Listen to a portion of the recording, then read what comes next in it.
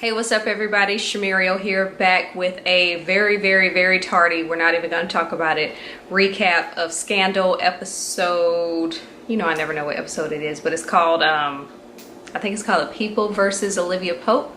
Scandal is currently on a break. They don't come back until March 1st, and that's when they're going to do the Scandal, How to Get Away with Murder mashup. Should be interesting to see how the two worlds collide, because I know Olivia is based out of DC and I don't know where How to Get Away with Murder is based out of, but it doesn't matter. The point is, Scandal's on a break. I'm back with the recap.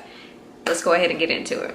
So Liv and Fitz are together. They've clearly been, reconnecting. He asks her if she wants to go to Vermont. Of course, she says yes. And on the way to Vermont, they're giving you all kind of Olitz. Isn't that what they call it? Olitz vibes. They're walking into Vermont all cuddled up and stuff. And you're like, aw. And then Liv, they get there. Liv is, taking in the scenery because they're at his home in Vermont. She hasn't seen it before because she's been whatever. She walks in and then a chair turns around and it's Huck.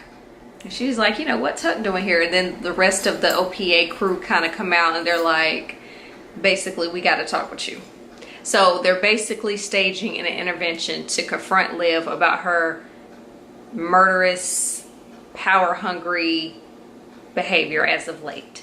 Remember when Charlie was choking Eli? He's choking him and you're like, oh my God, what's going to happen to Papa Pope? What's happening? Because he's now discovered this baby that's being held in Eli's home. And so he's choking him and Quinn runs in and she's like, stop, he's protecting me. So now we know that Quinn is in fact alive. Oh, and Cyrus snitches to Millie about Liv killing Rashad. Rashad, aka the president of Bashran, aka the dude that Millie was getting all hot and bothered for. Cyrus lets Millie know that Liv had him killed. Huck asks Olivia if she killed Quinn. And they're basically telling her, give up B613, give up all this crazy mess you got going on. And David, who I can't remember his title right now, I feel like he's like, it's not AUS, is it AUSA? No, that's Angela Valdez, power reference. Whatever David is, he'll pardon her. And Liv is basically like, you can't sit here and try and shame me, basically, because y'all all have done dirt.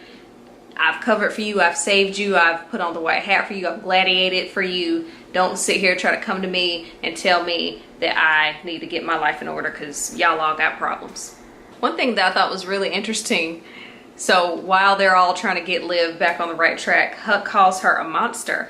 And I'm like, sir, you of all people don't need to be calling nobody nothing because we all know about you. Not saying that excuses Liv, I'm just saying people in glass houses, and Huck's house is so glassy. I'm just saying. Jake doesn't know where Liv is. He's looking for her, he's calling her. Obviously she's not answering. Oh, that was one thing they did when they got her all in the house in Vermont. They basically like shut down any kind of communication she could have with the outside world. So basically she was in a sense trapped in the house with the people from OPA until she got her, until she got her life together. They were pretty much going to hold her hostage. So Jake can't get a hold of her. He goes in the secret room they have in the White House where B613 is being held. Mellie's there, and I don't think that she was supposed to know about that room, but she knows, and she's basically like, why did Rashad have to die? And he's like, I don't know, he just did, Olivia, that's Olivia, da-da-da. And she's like, you're Olivia's dog, you do what she tells you to do when she tells you to do it. I don't know why you don't know things, especially because isn't it just the two of them in B613? Whatever, that's a small club. Back at Papa Pope's house, a very disturbing scene.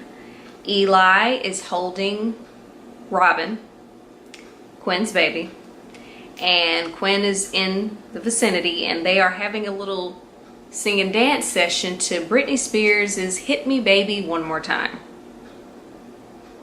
I don't know that I've ever been more bothered in life than at that moment, but it happened. So Jake finds out that Cyrus told Mellie about Rashad. So now he's like threatening to kill Cyrus. He put some scissors to his neck and he left him a little cut there because, you know, Jake is about that life, but obviously he wasn't about that life with Cyrus. So he didn't kill him, he just threatened to. Back in Vermont, the friends are doing like a rotation.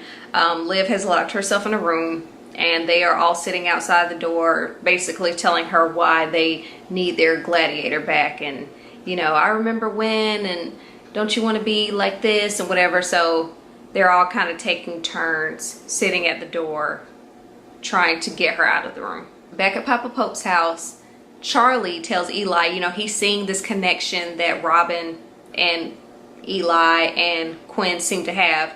And, you know, he's feeling some kind of way. This is his child. You know, so he basically tells Eli, I want to take over. I want to be the man of the house. I'm ready to take my fiance and kid away from here. And Eli's like, no, Quinn and the baby are safer with him. And the world basically needs to think, and by the world, Olivia needs to think that Quinn is dead. So Lindsay can't live. Quinn can't live. This girl just can't hold on to an identity. Like, who's she going to be next? I just think it's kind of funny how she just can't hold on to an identity.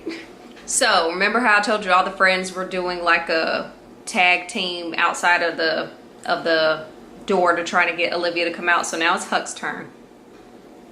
He brings her some food. She does come out for Huck because, you know, I feel that her and Huck have a very special bond. And she basically tells him that she needs him. She's always been there for him when he lost his way, and now she needs him to be there for her. She was like, help me get out of this house and you can come run B613 with me. You know, she's like, I need you, Huck, I need you. And he basically tells her that what she did, because again, he still thinks that Quinn is dead and that Olivia killed her. He says, what you did was unforgivable. I'm not going to gladiate for you anymore. We're not here. We're not a thing anymore, is basically what he tells her. So Liv has no one in her corner. So Charlie is venting his frustrations about Eli, saying that Quinn and Robin need to stay there to Quinn. And Quinn is like, no, I know you, I get you're feeling some sort of way, but he's right. I'm safer here. People need to think I'm dead. So Charlie apparently threatens to kill Liv or whatever, but Quinn was like, no, I don't want her to die. I want justice. I want her to go to jail. I want her to pay for like all the bad stuff that she's done. Mellie still can't get over the fact that Olivia had her potential boyfriend killed. So she is at Olivia's apartment also looking for Olivia. Meanwhile, Jake is looking for Olivia at Olivia's apartment. So now Jake and Mellie are back together again on this quest for Olivia, and Mellie's just like, I don't understand why Rashad had to die, you know, whatever. And Jake basically kind of slut shames her, and he's like, he died because you couldn't keep your legs closed. All right, so I don't really know. Oh, because he was like, you were willing to go to war for him, and you know, all of this because you had a crush on him. So it wasn't a good look for America, so he had to go. I don't know how Olivia picked up on this, but I mean, I guess if she was around her enough, it makes sense. But yeah, so that's what Jake told her. She couldn't keep her legs closed, so old boy had to die. So now Fitz is outside the door at his house in Vermont trying to talk Liv down off the ledge, whatever you want to call it. He tells her one of the things he loves about her is that she's always right. But this is a time that she's wrong. You know, come clean, say what you did, we can move on. Now that, you know, everyone has kind of had their go outside of Liv's door, David stopped by and started reading like all these things she could be charged with if she doesn't come clean. So again, Mellie's had her turn, not Mellie, Abby's had her turn, Huck's had his turn, Marcus stopped by, I don't really remember what Marcus said, and now it's Fitz's turn, telling her, you know, you're wrong this time, even though you're normally always right. So she finally comes out of her room and she tells the crew that she is going to resign as Mellie's chief of staff, and that she's going to announce it on national television, like during a White House press briefing, that she's going to have Jake dismantle B613. So with this newly found insight and whatever. They decide, okay, well, she's going to announce this at a White House press briefing. You know, she's seen the light. Our pep talks have worked. This intervention is a success. So they let Liv go. She goes home. I guess Jake was still there when she got home, because now they're knocking boots. And I'm like, ma'am, weren't you just with Fitz earlier in this episode? Okay. But so yeah, her and Jake are messing around, and it's time for her to make this announcement about her resignation. So, you know, everybody's parked in front of the TV waiting for her to make this announcement, and it gets pretty obvious pretty quickly that she's not going to make this announcement. So basically everybody's realizing she played him. Liv tells Jake to get a kill folder for Melly. And for those of you who aren't familiar with the kill folder is, it's basically a folder that has like all your dirty laundry in it, and it's basically a threat like, look, this is all the dirt we have on you. If you don't do whatever it is we need you to do or what we want you to do, we're gonna, you know, have your dirty laundry out there for everyone to see. And so now that the OPA people have realized that Olivia has played them, they're trying to figure out how they can take Olivia down without dragging Melly down with her, because you know that's her chief of staff. And if they say, well, Liv did this, this, and this, it's going to be like, well, wait, well, this was under Melly's watch, so what were you doing while she's over here murdering presidents of foreign countries? So they're trying to find a way to take her down without taking Melly down too. Jake has his newly formed kill folder and file. He presents this to Melly, and he tells her that she can't survive without B613. She needs someone to watch her back. Liv is no longer that person. So basically, I'm all you got. So Liv is strutting to her office as she's known to do, and when she gets there, she sees that Jake is like making himself at home in her office. So I guess after that little pep talk with Melly, you know, the threats, the B613, the I got your back, she was like, all right, you be my chief of staff, I guess, because again, you're in the who was the chief of staff's office. So of course Liv does her strut back down to Melly's office, and she's all, what did you do? And that's how the episode ends. So it doesn't look like Liv is trying to change her ways anytime soon. All those who love and care for her try to, what's the word, rectify the issue, and obviously that didn't work. So we're still on this roller coaster ride.